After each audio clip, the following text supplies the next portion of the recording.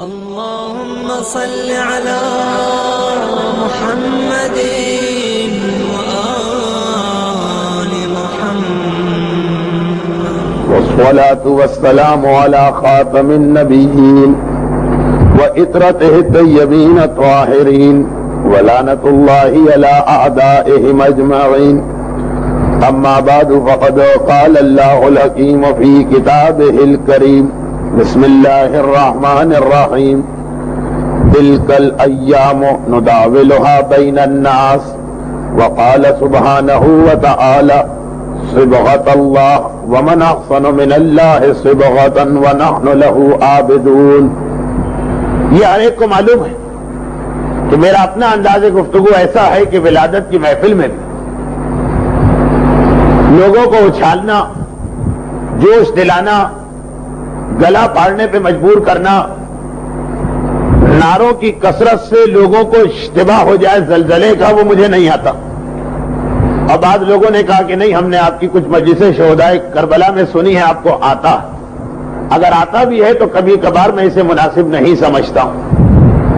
امام کی سیرت کے اعتبار سے ہمیں غور یہ کرنا کہ اس امام کی زندگی میں ہمارے لیے کیا عملی پہلو، خصوصیت کے ساتھ جس امام معصوم کی ولادت کا یہ موقع، ان کی زندگی تو ایسی زندگی کہ ایسا لگ رہا کہ آج 1996 کا یہ نومبر یا 1417 ہجری کا یہ رجب، بالکل وہی ماحول پلٹ کے آ گیا. قرآن نے یہ اعلان کیا: تلک الایام نداولها بین الناس، کہ زمانہ بدلتا نہیں. قرآن کہہ رہا ہے یہی دن ہم اسے پلٹ پلٹ کے واپس لاتے ہیں. یہ کبھی نہ سمجھو کہ وہ زمانہ پرانا تھا اب نیا زمانہ نہیں. اعلان ہے پروردگار کا کہ تلک الایام، ان دنوں، نداولها، ہم گھما پھرا کے واپس لاتے ہیں بین الناس، انسانوں کے درمیان. اور اس صدی کے شروع میں ایک بہت ہی مشہور پروفیسر ٹائن بی، جو ہسٹری کے معاملے میں حرف آخر، اس نے 10 جلدوں میں کتاب لکھی ہے ہسٹری آف سیولائزیشن، اور حضرت آدم سے لے کے دوسری عالمی جنگ تک کے حالات کو اس میں کور کیا. حضرت آدم میں نے محاورتاً کہا، مغربی دنیا کے لوگ تاریخ کو وہاں سے شروع نہیں کرتے. جو پہلا انسان، تو اس نے دنیا کی تمام سیولائزیشنز کو سامنے رکھا، سب کی تاریخ لکھی. اس کے بعد اس نے 10-12 چیزیں نچوڑ نکالا ہے کہ پوری دنیا کی تاریخ ہم نے دیکھی. اس کا خلاصہ کچھ نکلا جن میں اس کے 2 جملے بہت مشہور ہوئے. پہلا یہی جملہ کہ ہسٹری ریپیٹس اٹ سیلف، کہ پوری تاریخ پڑھنے کے بعد میں اس نتیجے پر پہنچا ہوں. 10 جلدوں میں لکھی ہے اس نے یہ کتاب کہ تاریخ اپنے آپ کو دہراتی ہے. یہ کہنا غلط ہے کہ وہ قبل مسیح کا زمانہ ہے، یہ بعد مسیح کا زمانہ، وہ پتھر کا زمانہ تھا یا ایٹم کا زمانہ. نہیں، تاریخ اپنے آپ کو دہراتی ہے، ہمیشہ ایک ہی جیسے حالات دوہرا کے آتے ہیں. اور اس کا دوسرا بہت مشہور جملہ یہ تھا کہ تاریخ پڑھ کر یہ پتا چلا کہ لوگ کبھی تاریخ سے عبرت حاصل نہیں کرتے. ہر شخص وہی غلطی کرتا ہے جو اس سے پہلے والے لوگ کر چکے. وہ غلطیاں جس کی بنا پر پہلے والوں کا نام و نشان مٹ گیا، غلطی پھر وہی کی جاتی. جبکہ ہر نیا حکمران جب آتا ہے تو اپنے دل میں یہ خیال لے کے آتا ہے کہ میں وہ غلطیاں نہیں کروں گا جو پہلے والے کر چکے. لیکن تاریخ کا ایک بہت ہی اہم میسج یہ ہے کہ ہر آدمی غلطی وہی کرتا. ہٹلر نے یہ غور کیا کہ نیپولین جیسے دنیا کے مانے ہوئے جرنیل کو، جس کی مثال تاریخ عالم میں نہیں، آخر اتنے زبردست ناکامی اور زوال کا نشانہ کیوں بننا پڑا، اور عہد کیا کہ میں یہ غلطی نہیں کروں. اور اس کے باوجود وہی غلطی ہٹلر سے ہوئی کہ جو نیپولین نے کی تھی. اور یہ تو میں نے بین الاقوامی مثال دی، کیونکہ جب ہر چیز میں ہم لوگ فارن کا مال چاہتے ہیں تو مثالیں بھی فورن کی ہوں تو زیادہ اچھی ہوتی ہیں. اور اپنے ملک میں بھی دیکھ لیجیے. اچھا، اب یہ ساری باتیں میں کیوں کہہ رہا ہوں؟ اس لیے کہہ رہا ہوں کہ وہ امام معصوم جن کی ولادت کا دن ابھی گزرا، ان کے دور جو 3 بڑے مسئلے تھے، بے عین ہی آج جس علاقے میں ہم رہتے وہی 3 مسئلے یہاں کے بھی، بالکل وہی چیز. یعنی امام معصوم کی 57 سال کی زندگی. ہمارے پانچویں امام امام محمد باقر علیہ الصلوۃ والسلام 57 سال کی زندگی ہے. 57 یہ وہی زندگی ہے کہ جس سن میں امام پیدا ہوئے تھے. اکثر میں کبھی کبھار لفظوں سے کھیلتے ہوئے یہ بات کہہ دیتا ہوں کہ ہمارے پانچویں امام امامت میں 5ویں ہیں, عصمت میں 7ویں ہیں. 14 معصومین میں 7واں نمبر ہے, اماموں میں 5واں نمبر. 5 اور 7 کو پہلو بپہلو لکھی.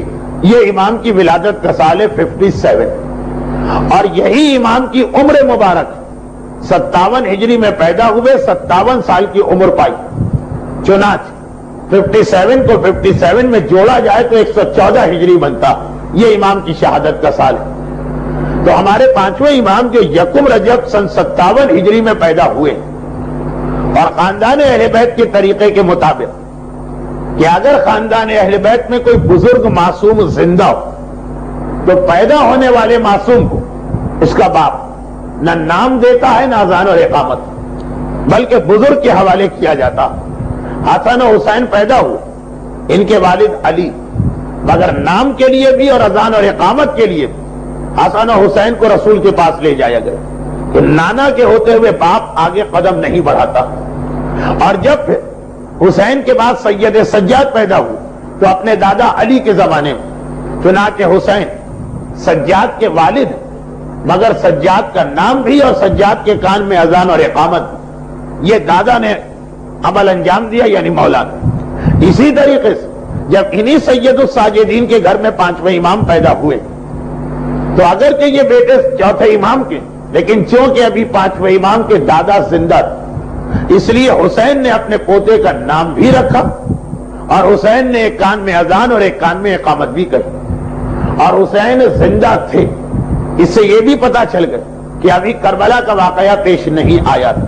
چنانچہ ہمارے پانچویں امام کربلا کے واقعے میں بھی شریک تھے, اگرچہ صرف 3 اور 4 سال کی عمر کے درمیان. لیکن چونکہ معصوم کے یہاں عمر کا کوئی حساب نہیں ہوتا, ہمارے بچوں میں ہوتا کہ یہ بالغ ہونے کی عمر میں تھا کہ نابالغ کی. معصومین میں یہ سلسلہ نہیں چلتا. تو پانچویں امام کا نام بھی ان کے دادا حسین نے رکھا, اور پانچویں امام کے کان میں اذان اور اقامت بھی حسین نے دی تھی. اور یہ بھی ذہن میں رکھیے گا کہ بعض اوقات جب شادیاں ہوتی تو ایسی شادیاں ہوتی ہیں کہ ایک شخص نے جس لڑکی سے شادی کی پھر اس کی بہن اس کی بیوی کے بھائی سے شادی کرے. اس کے لیے ایک بہت ہی ذرا بھونڈا سا لفظ ہمارے معاشرے میں مشہور, وٹے سٹے کی شادی. یہ معصومین کے لیے تو لفظ استعمال نہیں ہو سکتا, لیکن حسن اور حسین کے درمیان جو آپس کی محبت و قربت اس کی بنا پر ہوا یہی تھا کہ حسین اپنے بڑے بھائی حسن کی ایک بیٹی لی تھی اور اپنی ایک بیٹی اپنے بھائی حسن کے گھر میں دی تھی. ایک بھائی اور بہن وہاں تھے, ایک بھائی اور بہن یہاں تھے. چنانچہ امام مظلوم نے اپنی بیٹی فاطمہ کبریٰ کی شادی اپنے بھائی حسن مجتبیٰ کے ایک بیٹے سے کی تھی. اور عربی دستور کے مطابق کبھی ایک ہی نام باپ کا ہوتا ہے, وہی نام بیٹے کا ہوتا ہے. یہ عربوں میں بھی ہے اور یورپ میں بھی بہت اس کا رواج ہے. لیکن وہاں پہ ذرا دادا اور پوتے تک, عربوں میں باپ میں بھی یہ سلسلہ. تو امام حسن کے بیٹے کا نام بھی حسن ہے. تو اب باپ اور بیٹے میں فرق کے لیے بیٹے کا نام ہے حسن مثنی. مثنی کے عربی معنی, مثنی کسے کہتے ہیں؟ یہ عدد 2. مثنی کا مطلب ہے دوسرا نام کا زمانہ وہ زمانہ نظر آئے جب دشمنوں نے یہ تینوں حملے اسلامی دنیا پہ کیے تھے. یہ تو آج ہم کو نظر آ رہا ہے, یہ پہلی دفعہ پانچویں امام کے زمانے, رسول کے زمانے میں یہ 3 حملے نہیں تھے. مولا سے لے کے چوتھے امام تک ہر امام کے زمانے میں 3 حملے ایک ساتھ نہیں تھے. ہاں, چوتھے امام کی امامت کے آخر میں یہ شروع ہو گیا. تو وہ جو میں نے کہا کہ آج 1996 کا نومبر اور 1417 کا رجب جو آ رہا, تو خالی ایک یہ نہیں ہے کہ اس سال بھی امام کی ولادت کی تاریخ ہے.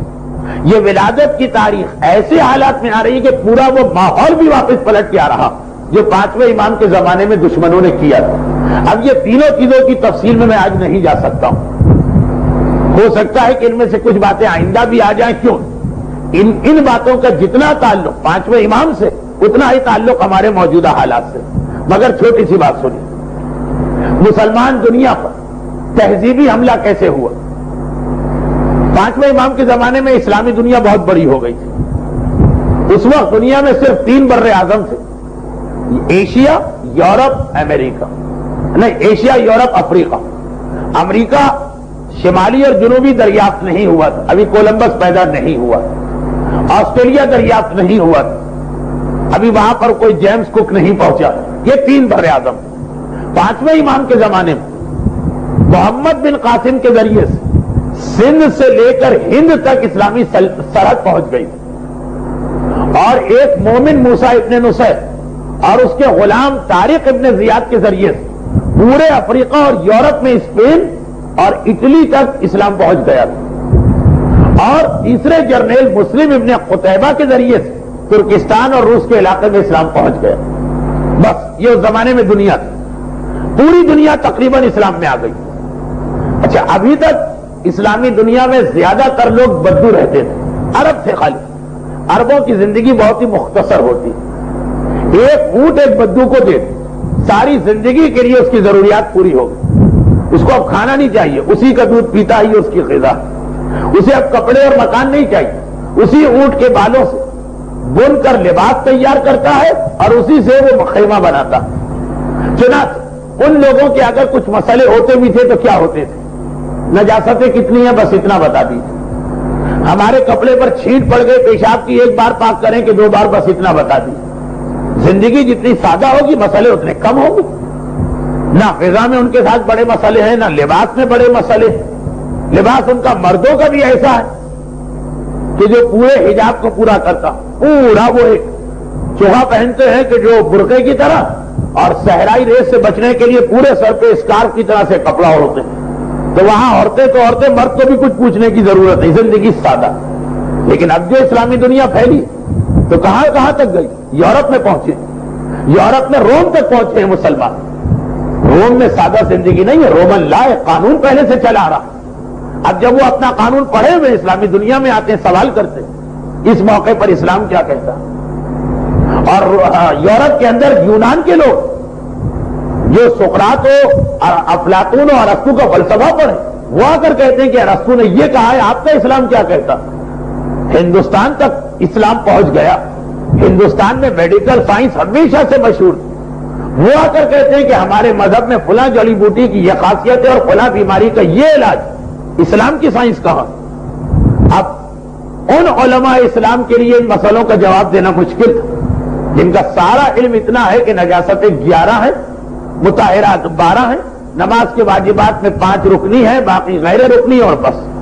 اور یہ بھی ان کو پورا نہیں معلوم. وہ جو حکومت وقت نے مجتہدین کھڑے کیے ہیں پیسے دے دے کے، وہ ان مسائل کا کیا جواب دے؟ اور یہ وہ مسئلے ہیں کہ اگر ان کا جواب نہیں ملا تو یہ نئے مسلمان تو کہیں گے کہ یہ اسلام تو بالکل نہیں، اس سے زیادہ تو ہمارے پاس علم ہے، ہم کیوں اسلام کو مانیں؟ تلوار اور ڈنڈے کے زور سے آپ ان کو زبردستی اسلام میں رکھ سکتے ہیں، مگر ان کا دل کبھی مطمئن نہیں ہوگا، اور نتیجہ یہ ہوگا کہ جیسے ہی موقع ملے ویسے ہی وہ اسلام کے خلاف ہو جائے. یہ ایک علمی حملہ اور ایک تہذیب کا حملہ، اور یہ بہت اہم حملہ ہے لیکن آئندہ بدھ کے لیے. دوسرا مسئلہ تھا معاشی حملہ، بہت ہی مختصر. اسلامی دنیا اتنی بڑھ گئی، رسول کے زمانے میں چھوٹی تھی، بڑھ گئی. اب جب اسلامی دنیا بڑھی تو حکمرانوں کا فریضہ تھا نا کہ اس کے اعتبار سے اپنا اکنامک سسٹم بناتے. لیکن جیسے پاکستان میں وزارت خزانہ ہمیشہ ایک مسئلہ رہی، وہ صلاحیت کہاں، ویسے ہی دنیا بہت بڑی ہوگی، لیکن مجبور تھے مسلمان سلطان روم کی کرنسی کو اپنے ملک میں رائج کرنے پر. یعنی اسلامی دنیا روم کی سلطنت سے بڑی ہو گئی لیکن چلے گا وہی ڈالر. آج بھی آپ ساری دنیا کو دیکھ لیں، 195 ملک غالباً آزاد ہو چکے لیکن ہر جگہ چلتا ڈالر ہے. چنانچہ جن کے ہاتھ میں ڈالر وہ جب چاہے کسی ملک کی اکنامی کو بڑھا دے، جب چاہے گھٹا دے، اور اس کے طریقے ہوتے. اب سیم کیس 1300 سال پہلے یا 1350 سال پہلے پانچویں امام کے زمانے میں جب اتنی بڑی ہو گئی اسلامی دنیا تو سلطان روم نے دھمکی دی، سکہ تو ہمارا آتا ہے تمہارے یہاں. اب ہم تمہاری معیشت کا ستیاناش کر دیں. حکمران کے ہاتھ پاؤں پھول گئے, کرے تو کیا کریں. جو کام آج IMF اور ورلڈ بینک کر رہا وہی کام سلطان روم نے کیا. تمہاری معیشت ہمارے ہاتھ میں, کرنسی ہماری ہے. اگر ہم اپنی کرنسی کو بڑھائیں یا ڈی ویلیو کریں سارے ایفیکٹ تم پر پڑیں گے. اب خلیفہ کی سمجھ میں نہیں آ رہا ہے کہ وہ اس سوال کا کیا جواب ہے. میں مختصر کہہ دوں اس لیے کہ اس پر مجھے تفصیل بعد میں نہیں بتانا. پہلے حملے کے بارے میں تو میں نے کہا یہ بعد میں آئے گی. مختصر یہ کہ خود امام بنفس نفیس شام کے شہر دمشق جاتے ہیں کیونکہ اسلامی دنیا کا کیپٹل وہی. پورا پیپر ورک کر کے خلیفہ کو دیتے ہیں کہ ہم اس کرنسی کے محتاج ہی نہیں, ہم اپنے خود کرنسی کیوں نہیں رائج کر, جو اس کی کرنسی کو دبا لے. اور اس کے بعد کیسے کہہ دینا تو آسان ہے, نظام بنا کے دینا پڑتا. نظام بنا اس کے اندر یہ تھا کہ ہمیں اپنی نئی کرنسی بنانا. اب کرنسی کیسے بنائی جائے, کسی کو کرنسی بنانا نہیں آتی. امام نے اپنے زیر نگرانی وہ پہلا کارخانہ بنوایا جسے اردو میں ٹیکسال کہتے ہیں, جہاں سکے بنائے جاتے تھے.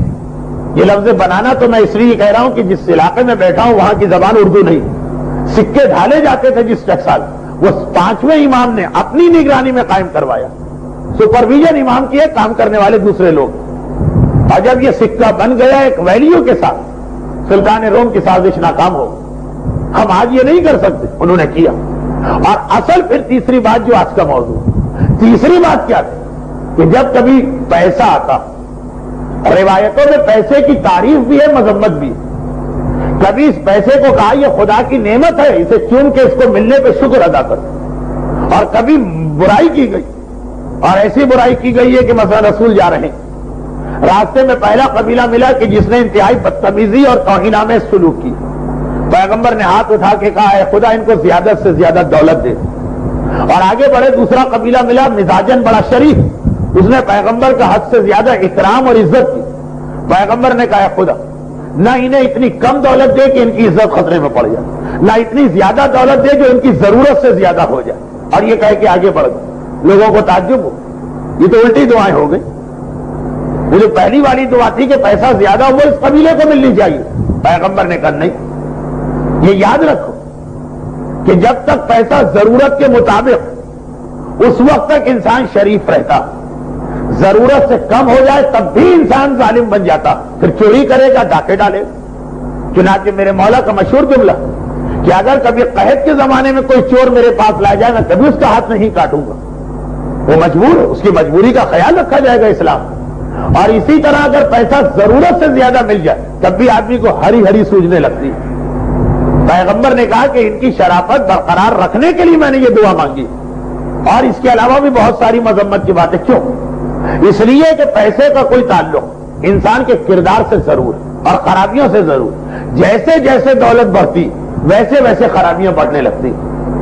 کردار خدیجہ تو کہیں کہیں 1000 میں 1 نظر آتا, ورنہ زیادہ تر ہمیں ایسے ہی کردار نظر آتے ہیں کہ غربت اور واقعے میں اللہ یاد ہے, دولت آتے ہی سب سے پہلے اللہ کو بلایا جاتا.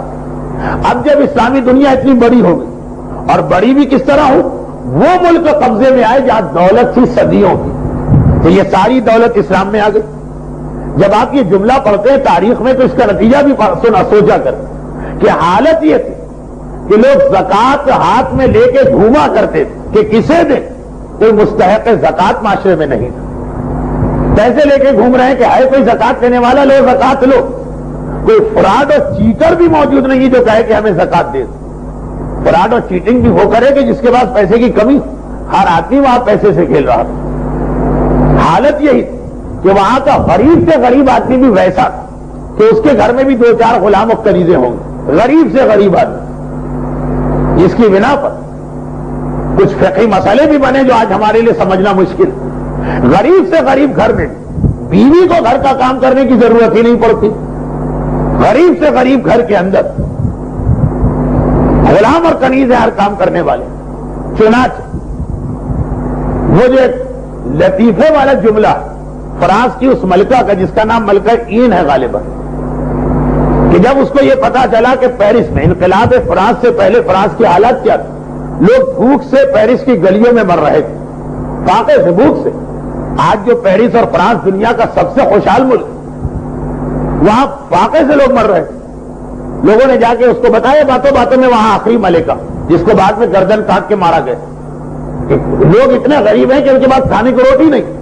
تو اس نے کہا روٹی نہیں تو یہ لوگ کیک کیوں نہیں کھا لیتے.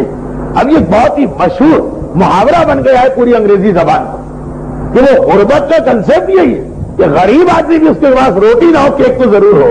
لیکن حقیقت میں اسلام میں ایک دور گزرا کہ باقاعدہ لوگ پیسے لے کے گھوما کرتے تھے اور سوال کرتے تھے کہ ارے ہے کوئی زکات لینے والا, ہم بغیر تحقیق کے دینے کو تیار ہیں. اب کوئی لینے والا تھا ہی نا. تو یہ اتنی دولت, لیکن یہ دولت اپنے ساتھ اتنی ہی خرابیاں لے کے آئی. دولت آتی ہے تو شراب آتی, دولت آتی ہے تو بے حجابی آتی, دولت آتی ہے تو گانا بجانا آتا. یہ ساری خرابیاں دولت کے ساتھ آتی. چنانچہ امام کے زمانے میں دولت کے ساتھ یہ ساری خرابیاں اسلامی دنیا میں آ گئی. امام کے شیعہ اسلامی دنیا میں بکھرے ہوئے, کسی ایک جگہ بند نہیں.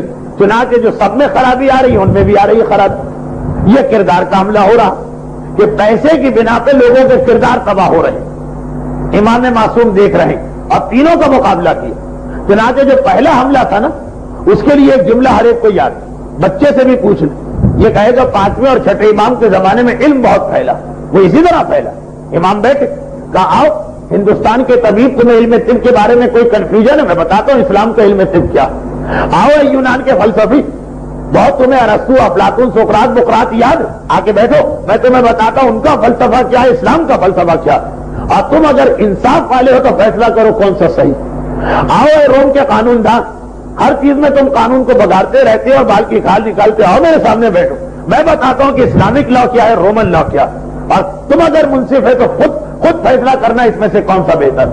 یہ پہلے حملے کا جواب امام کا وہ مدرسہ جسے امام کے بیٹے 6ٹھے امام نے بہت عروج پر پہنچا دیا, بنیاد انہوں نے رکھی. معیشت کے حملے کا ایک مختصر میں نے جواب دیا.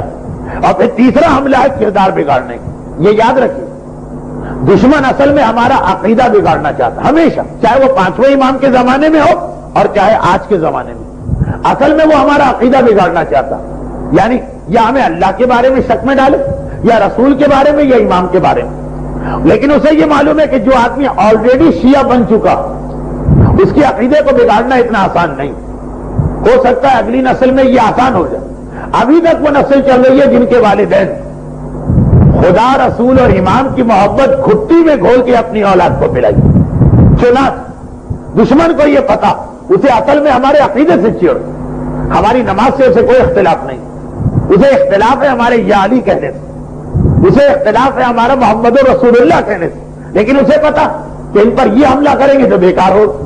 چنانچہ پہلے وہ ہمارے کردار پہ حملہ کرتا, اتنا ان کو گناہ والا بنا دو کہ پھر دوبارہ, یعنی بالفاظ دیگر, عقیدہ کی خرابی یا کفر جہاں پہ رکھا وہاں تک جانے کے لیے 2 سیڑھیاں طے کرنا پڑتی. پہلی سیڑھی ہے کردار کی خرابی, جب اس پر قدم رکھو گے تو اگلی سیڑھی ہے عقیدے کی خرابی. یہی وجہ ہمارے یہاں بہت سے بچے آج کل تعلیم حاصل کرنے یورپ اور امریکہ جا رہے ہیں. آج سے مطلب ہے 30 سال سے 25 سال. ان سے پوچھے جب وہ وہاں جاتے تھے تو کیا ان کے کلاس فیلوز یا ان کے دوست پہلی بات یہ کہتے تھے کہ اللہ میں کیا رکھا ہے چھوڑ دو اللہ کو؟ جی نہیں. کیا یہ کہتے تھے کہ رسول میں کیا رکھا ہے چھوڑو اپنے رسول کو؟ جی نہیں. کیا یہ کہتے تھے کہ علی میں کیا رکھا ہے چھوڑو اپنے علی کو؟ جی نہیں, وہ یہ نہیں کہتے تھے. پہلی بات کہتے تھے آؤ ہمارے ساتھ شراب پینو. ان باتوں میں کیا رکھا ہے کہ شراب حرام ہے کہ حلال؟ پہلے وہ شراب پلواتے تھے, پہلے وہ ڈسکو میں لے جاتے تھے, پہلے وہ نائٹ کلب کا چسکا لگواتے تھے, پہلے وہ جوئے خانوں میں لے جاتے تھے نیو یارک سے لے کے لاس ویگاس تک. پہلے کبھی نہیں کہتے تھے کہ اللہ میں کیا رکھا, بلکہ یہ کہتے تھے کہ ہاں ٹھیک ہے اپنا ریلیجن مانو, ہر ریلیجن کا احترام.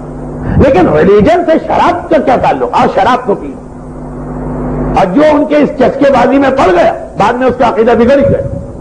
لیکن جس نے یہ سوچا کہ بات تو یہ صحیح کہہ رہے, عقیدہ تو ہمارا ٹھیک ہے نا, اگر ایک آدھ دفعہ کسی فنکشن میں شراب پی لی تو کیا حرج؟ اس کا حرج یہ ہے. میرے پاس آج بھی اخبار کی کٹنگ موجود ہے, میں لے کے آیا لیکن ہر جگہ دکھاتا نہیں. اس کا نتیجہ کیا نکلا؟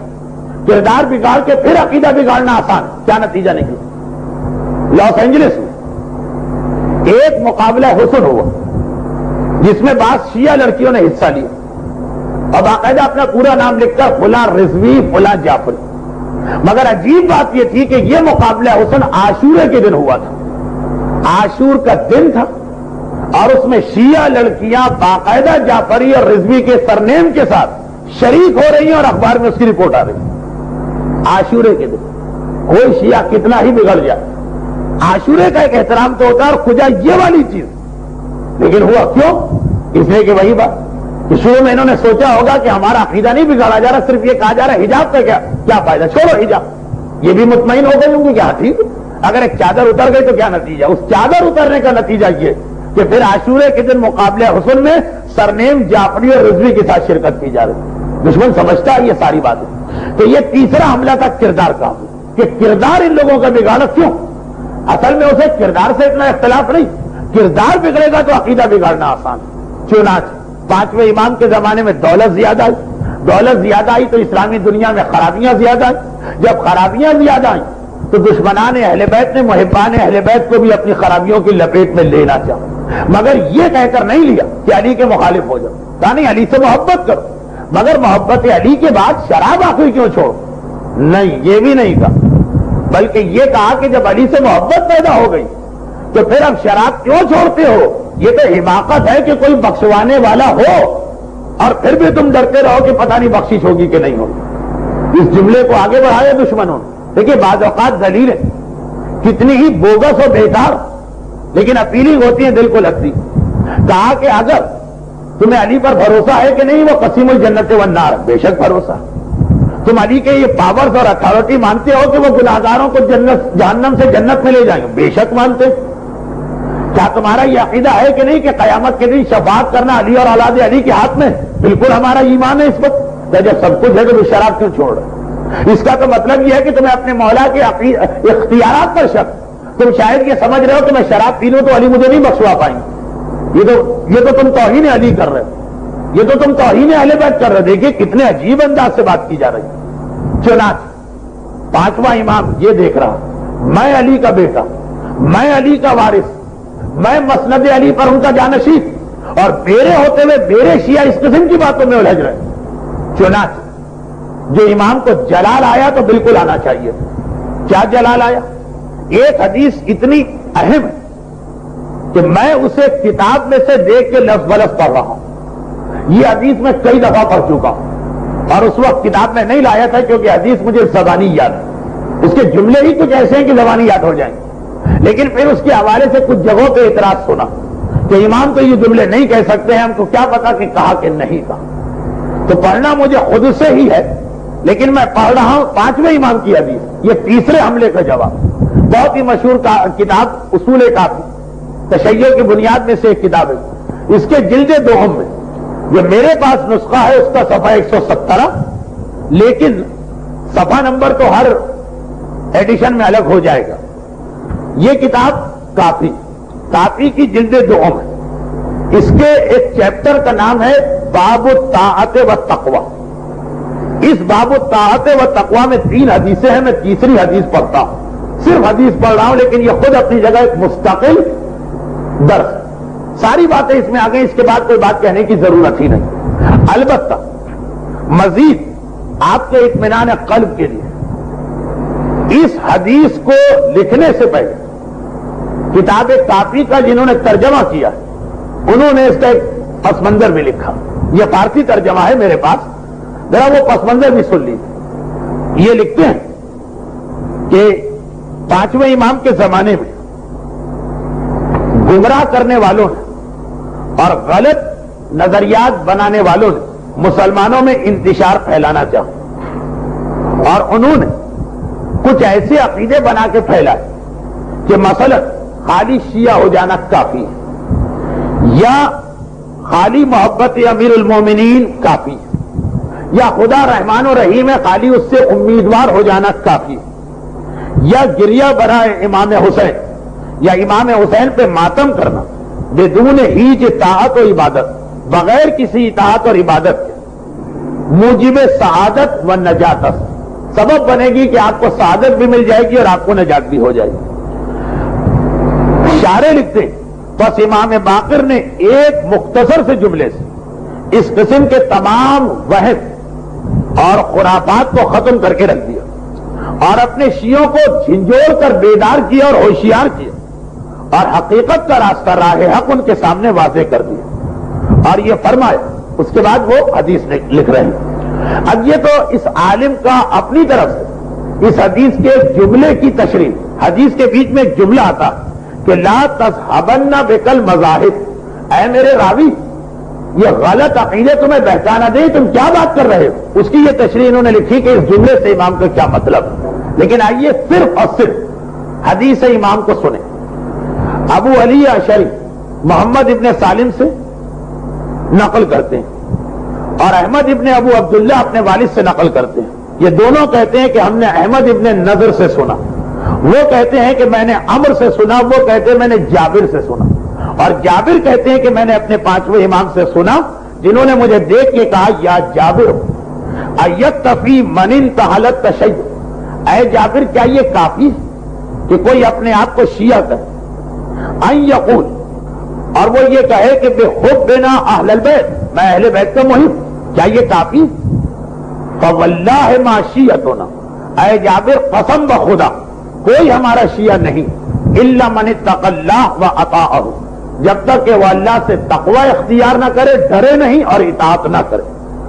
وما كانوا يعرفون، اب مسئلہ یہ کہ امام نے کہا اللہ سے ڈرے اور اطاعت کرے، ہر آدمی کہے گا میں ڈرتا ہوں اللہ سے، ہم کیسے پہچانے یہ ڈرتا ہے کہ نہیں ڈرتا؟ اس لیے خود فرماتے وما كانوا يعرفون، ان کی معرفت اور پہچان نہیں ہو سکے گی۔ یا جابر، اے جابر کون اللہ سے ڈرتا ہے تم نہیں پہچان سکو گے، الا بالتواضع، جب تک تو اس میں تواضع نہ ہو، تکبر اور عقل اور غرور نکال دے، والتخشع اور خوف خدا، اللہ سے ہر جگہ ڈرے، والامانہ امانت کو ادا کرے، وکثرت ذکر اللہ اللہ کو مسلسل یاد رکھے، والصوم روزے رکھے، والصلاۃ نماز پڑھے، والبر بالوالدین والدین کے ساتھ نیکی کرے، والتعاہد للجیران اور اپنے پڑوسیوں کے ساتھ عہد کو پورا کرے، اور من الفقراء فقیروں کا حق ادا کرے، واہل المسکنہ مسکینوں کا حق ادا کرے، والغارمین جو بیچارے قرض دار ہو گئے، والایتام اور جو یتیم ہو گئے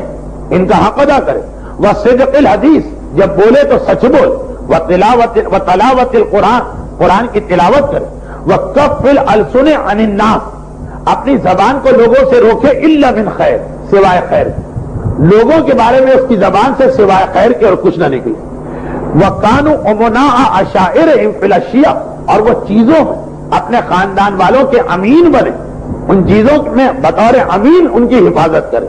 خیر یہ ساری صفتیں تو وہ جو اکثر حدیثوں میں آپ سنتے ہیں۔ اس کے بعد کے جملے قال جابر، یہ پانچویں امام کا زمانہ، کربلا کا واقعہ بھی ہو چکا، یعنی اس کی وجہ سے تشیع میں ایک تبدیلی بھی آ چکی ہے، پھر بھی قال جابر، جابر جیسا آدمی کہتا، فقلت میں نے امام سے کہا یبن رسول اللہ، اے فرزند رسول، آپ نے یہ سب کہہ تو دیا لیکن ما نعرف اليوم، آج کے دن ہم نہیں پہچانتے، احدن بہذہ الصفات، ایک آدمی بھی ایسا نہیں ملتا جو ایسا ہو۔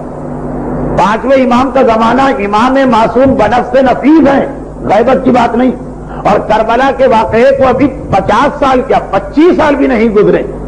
جابر کہہ رہے مولا مگر ہمیں ایسا تو کوئی ایک احدن ایک بھی نہیں مل رہا، اندازہ کریں کتنا بگاڑ دیا گیا تھا معاشرے کو۔ مگر امام کا جواب سنو، بس یہ 3 جملے ہیں اور آج کا درس اختتام۔ فقال، اب امام نے وہ جملہ کہا جس کے لیے ان کو وہ نوٹ لگانا پڑا تھا۔ فقال یا جابر، امام فرماتے ہیں کہ اے جابر، لا تذهبن بک المذاہب، مذہب کہتے ہیں عقیدے کو، نظریے، اے جابر لا تذهبن بک المذاہب، مختلف عقیدے تمہیں راہ حق سے ہٹانا دیں، مختلف نظریے تمہیں راہ حق سے ہٹانا دیں۔ اس کی تشریح انہوں نے کی تھی کہ کون سے نظریے۔ امام فرماتے ہیں یا جابر لا تذهبن بک المذاہب، الگ الگ عقیدے اور نظریے تمہیں ہٹانا دیں۔ اب سنو، حسب الرجل، کیا کافی ہے ایک آدمی کے ان یقول، یہ کہے کہ احب علی واتولہ، یہ جملہ اگر آج کوئی خطیب بھی کہہ دے تو آپ بگڑ جائیں گے کہ یہ ہماری محبت پہ اعتراض کا حق کیسے رکھتا تھا۔ پانچویں امام کو تو حق ہے نا۔ فرماتے ہیں احب علی، ایک آدمی کیا یہ کہے کہ میں علی کا محب، واتولہ اور ان سے تولا کرتا ہوں، ثم لا یکون مع ذلک فعالا، اور پھر افعال میں ان کے ساتھ نہ ہو۔ یہ زبان جو ہے نا گوشت کا معمولی سا لوتڑا، اس سے تو کہے کہ میں علی کا محب ہوں اور ان سے تولا کرتا ہوں، اور افعال یہ جو 2.5 من کا لاشا ہے، یہ 2.5 من کا جسم انسانی افعال میں ان کے ساتھ نہ ہو. یہ میں نہیں کہہ رہا، یہ امام کا لفظ بلفظ احتیاط کے تقاضے سے میں کتاب ہاتھ میں لے کے پڑھ رہا ہوں، جبکہ سارا مجمع جانتا کہ میرے مزاج اور میری عادت میں نہیں، بلکہ کتاب سامنے آ جائے اور پڑھنا پڑے تو الجھن ہوتی. مگر الفاظ اس کے اتنے سخت کہ سوائے امام کی زبان کے اور کسی کی زبان سے آپ یہ نہیں سن سکتے. مرجع بھی یہ بات کہے تو آپ کہیں گے کسی کو ہماری محبت پہ اعتراض کا کیا حق. وہ اپنا فتویٰ دیتے رہے، انہوں نے ہمارا دل چیر کے دیکھا، امام نے آپ کا دل چیر کے دیکھا. امام تو کہہ سکتے ہیں نا، فرماتے ہیں کیا کافی کہ احب علی و تولا، آدمی یہ کہے میں محب علی ہوں اور ان سے تولا کرتا ہوں، ثم لا یکون مع ذلک، اور پھر نہ ہو اس کے ساتھ فعالن افعال میں ان کے ساتھ. فلو قال، اے جابر، اگر کوئی آدمی کہے انی احب رسول اللہ، میں رسول سے محبت کرتا ہوں، اور امام فرماتے ہیں فرسول اللہ خیر من علی، رسول کا درجہ علی سے تو بلند. ثم لا یتبع سیرتہ ولا یعمل بسنتہ، اور پھر نہ ان کی سیرت کی پیروی کرے نہ ان کی سنت پہ عمل کرے، تو جابر ما نفعہ حبہ ایاہ. عجیب جملہ. ماں عربی میں ماں کے معنی ہوتے نہیں. ماں نفعہ، اسے نفع نہیں پہنچائے گی، حبہ ان کی محبت. بڑے سے بڑا مرجع بھی آج اگر یہ کہے کہ محبت نفع نہیں پہنچائے گی، کون مومن برداشت کرے گا؟ مگر کلام امام ہے لفظ بلفظ. اور یہ روایت جیسا آپ نے سلسلہ سند میں سنا، دو الگ الگ آدمیوں نے سنا ہے اس کو، ایک بھی نہیں ہے راوی. ما نفعہ حبہ ایاہ شیئن، ان کی محبت فائدہ نہیں پہنچائے گی، شیئن ذرا سی چیز کا، ذرا سا بھی فائدہ نہیں ہوگا. دیکھیے ماحول ایسا تھا کہ امام کو اتنے جلال میں آنا پڑ رہا، ورنہ شفاعت اہل بیت بھی معصوم ہی نے ہم کو بتائی. محبت اہل بیت کی وجہ سے بہت سارے گناہ صغیرہ اور کبھی کبھی گناہ کبیرہ کا معاف ہونا بھی امام نے بتایا. لیکن کبھی ماحول اگر اتنا خراب ہو جائے کہ لوگ پہلے سے یہ سوچ کے بیٹھے ہوں کہ ہماری تو بخشش یقینی ہے، اور اگر ہم اللہ کو رحمان و رحیم مان لیں تو ہماری جنت پکی ہے، اور نہ صرف یہ کہ سوچ کے بیٹھے بلکہ اسی سوچ کی بنا پہ گناہ کر رہے ہیں، تو وہاں تو ان سے یہی کہنا پڑتا ہے کہ اتنا سا فائدہ بھی تمہیں نہیں ہوگا. اب پھر آئیے امام کے الفاظ، فرماتے فاتقوا اللہ، اللہ سے ڈرو، وَاعْمَلُوا لِمَا عِندَ اللَّهِ، اور جو اللہ کے پاس ہے اس کے لیے عمل کرو. زبانی باتوں سے جنت نہیں ملتی، جو اللہ کے پاس ہے اس کے لیے عمل کرو.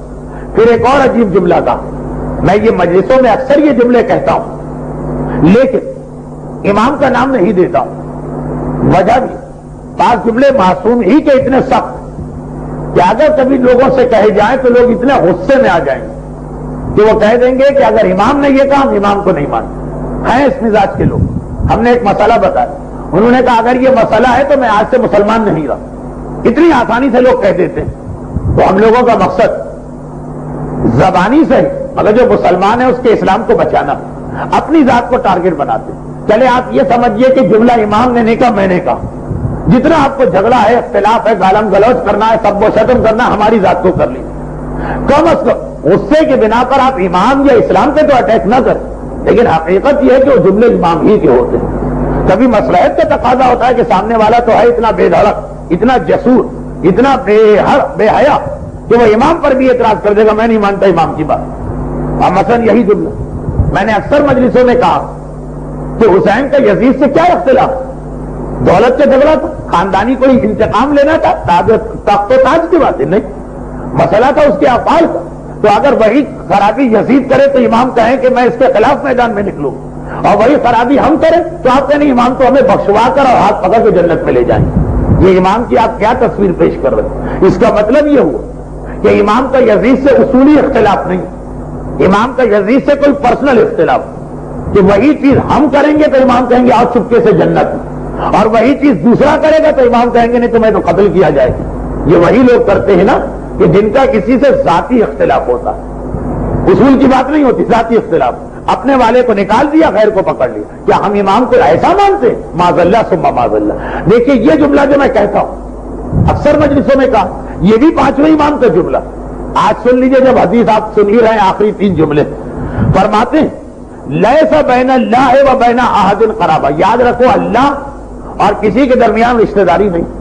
ایسا نہیں ہے کہ یزید نماز چھوڑے گا تو جہنم اور ہم نماز چھوڑیں گے تو اللہ کے رشتہ دار ہیں جنت. امام فرماتے ہیں اعملوا لما عند اللہ، جو اللہ کے پاس ہے اس کے لیے عمل کرو، اور لیس بین اللہ و بین احد قرابہ، اور یاد رکھو اللہ کی کسی سے قرابت اور رشتہ داری نہیں، جو اس کے پاس ہے عمل سے ملتا، یہ نہیں ہے کہ کوئی رشتہ داری بغیر عمل کے مل جائے۔ احب العباد اللہ عز وجل، یہ بھی سن، اللہ کے پاس سب سے محبوب کون سا بندہ؟ احب عربی میں سپرلیٹو ہے، گڈ نہیں بیسٹ، سب سے بہترین بندہ اللہ کے پاس کون؟ فرماتے ہیں اتقاہم، جو سب سے زیادہ متقی وعاملہم بطاعتہ، اور سب سے زیادہ اس کی اطاعت پہ عمل کرنے والا۔ اللہ کے نزدیک محبوب وہ ہے کہ جو متقی ہو اور اس کی اطاعت کرے۔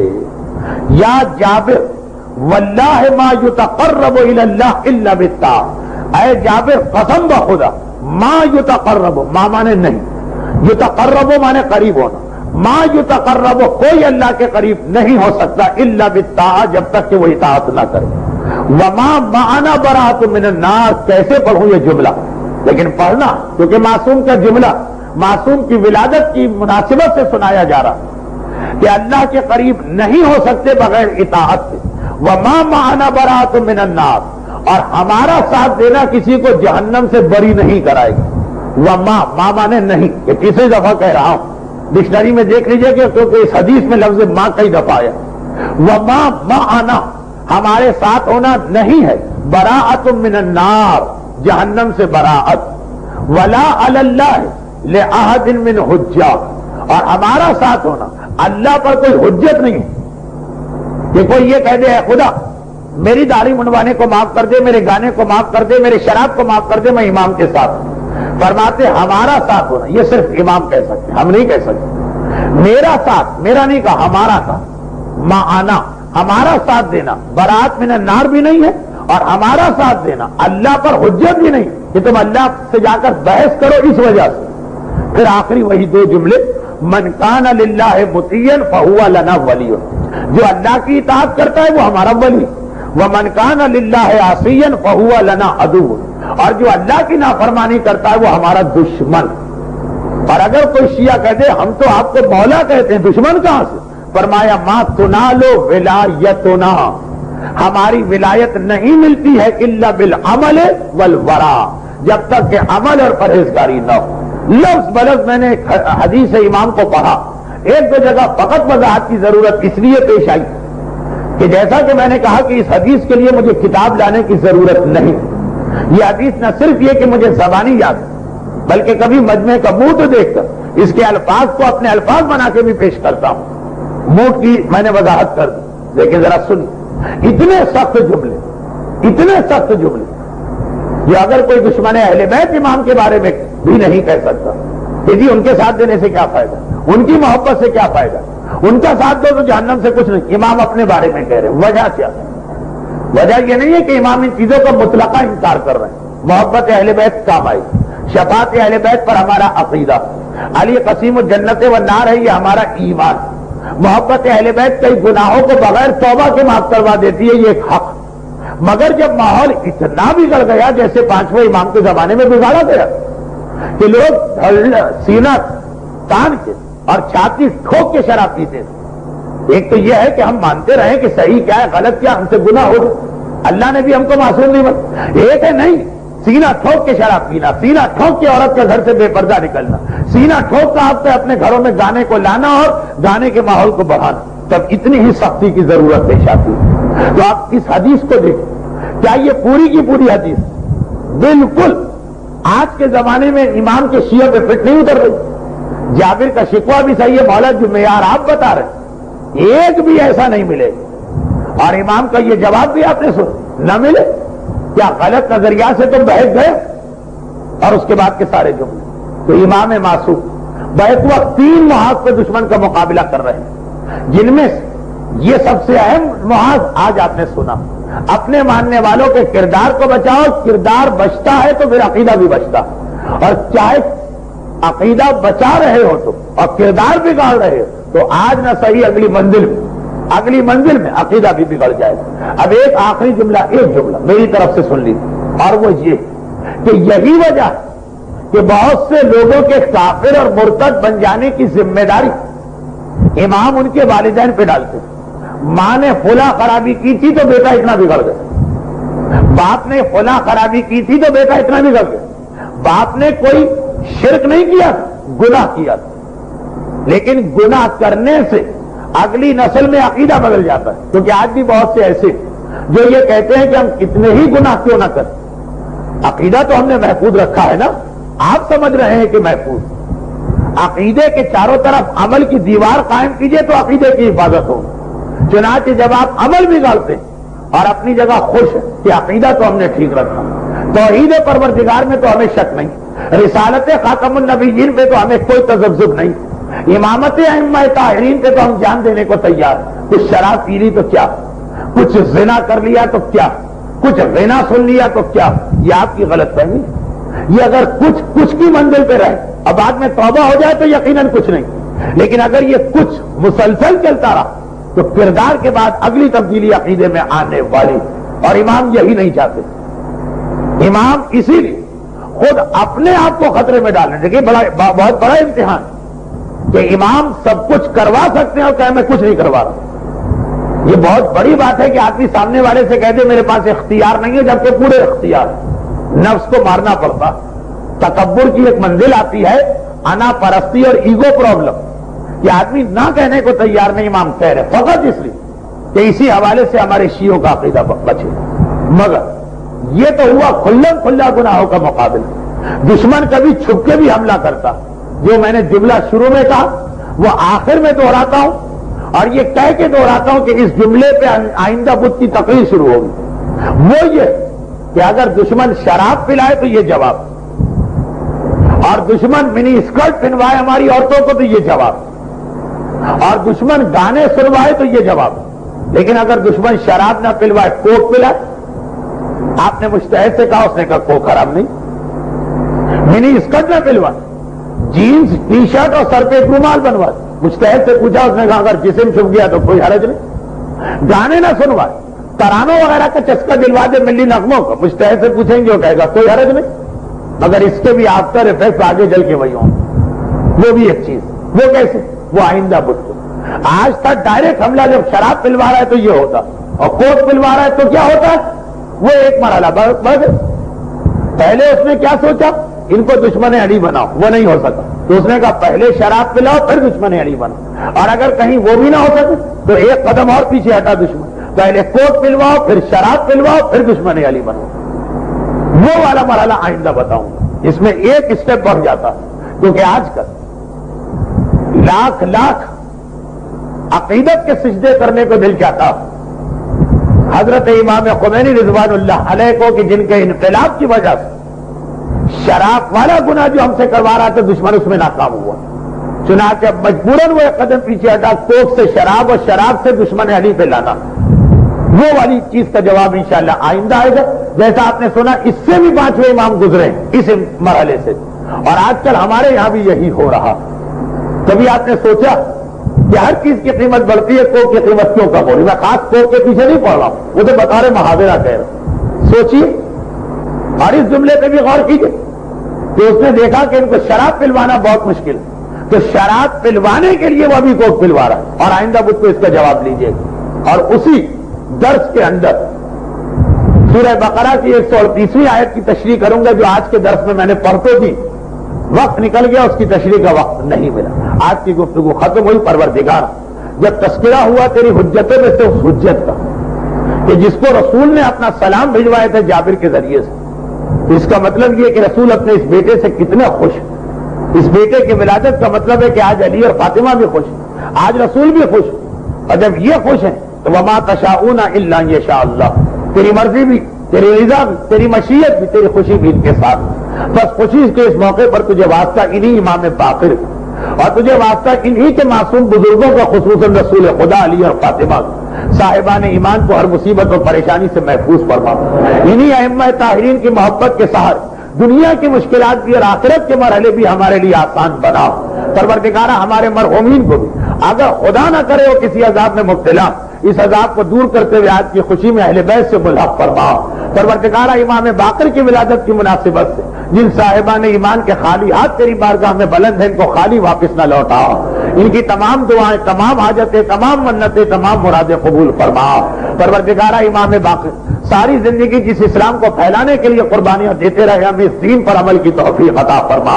پروردگارہ ہمیں اس دنیا اور آخرت میں رسول والے رسول خصوصاً امام باقر کی شفاعت اور مدد سے محروم نہ فرما، اور پروردگارہ ظہور امام میں تعجیل فرما۔ یا مولا